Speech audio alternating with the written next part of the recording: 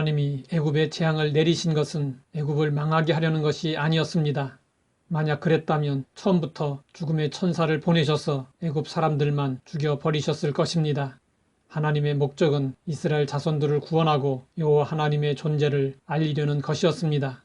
모세가 처음에 바로에게 나아가 이스라엘 자손들을 보내달라고 요청할 때 바로는 여호와라는 신을 몰랐습니다. 그랬기 때문에 비웃으며 이스라엘 자손들을 보내줄 수 없다고 단호히 거절했습니다. 그 거절의 결과로 재앙이 시작되었습니다. 하나님은 나일강이 피가 되고 개구리들이 올라오고 티끌이 이가 되는 초자연적인 재앙을 내리셨습니다. 바로는 재앙을 당하면서 서서히 여호와 하나님이 어떤 분이신지 알기 시작했습니다. 그러나 마음이 완악했던 바로는 하나님을 경험하면서도 이스라엘 자손들을 내보내지 않았습니다. 바로의 입장에서는 이스라엘 자손들은 애굽의 중요한 노동력이었습니다.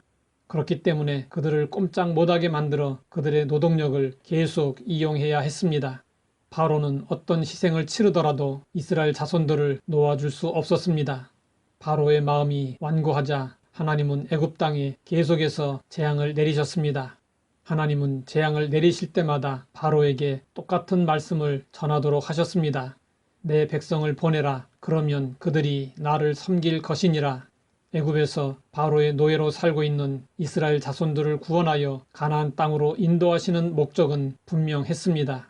그것은 이스라엘 자손들로 하여금 하나님을 섬기도록 하려는 것이었습니다. 이것이 출애굽의 목적이었습니다. 이 목적을 잃어버리면 가나안 땅에 가더라도 우상 숭배를 할 수밖에 없었기 때문에 하나님은 계속 반복해서 말씀하셨습니다. 네 번째 재앙은 파리 재앙이었습니다. 애굽 사람들은 파리를 우상으로 섬겼습니다. 그들은 왜 파리를 섬겼을까요? 더러운 곳을 좋아하는 파리가 사람들에게 질병을 옮기니까 질병에 걸리지 않게 해달라고 또 질병을 고쳐달라고 섬겼습니다. 네 번째 파리 재앙에서부터는 새로운 사건들이 일어났습니다. 그것은 애굽 요술사들이 더 이상 등장하지 않게 된 것입니다. 또 넷째 파리 재앙부터는 하나님께서 이스라엘 자손들과 애굽인들 사이에 구분을 지으신 것입니다. 이스라엘 자손들이 사는 고센 땅에는 파리 재앙이 임하지 않았습니다. 성경은 파리 떼가 애굽 땅에서 어떤 해를 끼쳤는지 구체적으로 말씀하지 않았습니다. 그러나 우리는 얼마든지 상상해 볼 수 있습니다.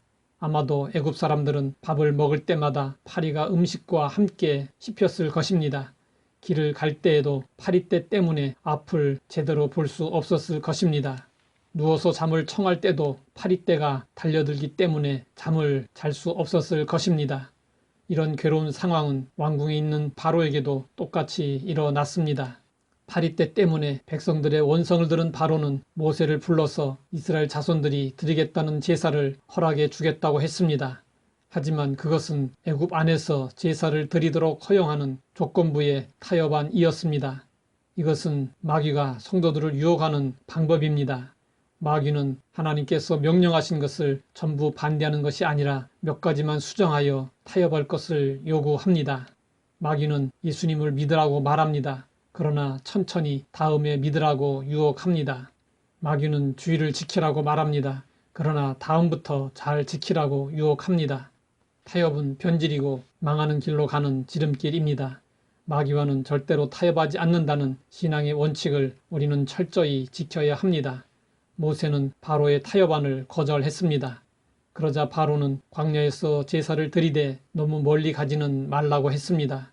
모세는 바로에게 다시 거짓을 행하지 말라고 한 후 기도하여 재앙이 멈추도록 했습니다. 그러나 바로는 마음을 완강하게 하여 이스라엘 백성들을 보내지 않았습니다. 하나님 아버지, 타협하지 않는 신앙의 자세를 일깨워 주시니 감사합니다. 어떤 상황에서도 타협하지 않고 신앙의 정도를 걸어갈 수 있게 하옵소서. 예수님의 이름으로 기도드립니다.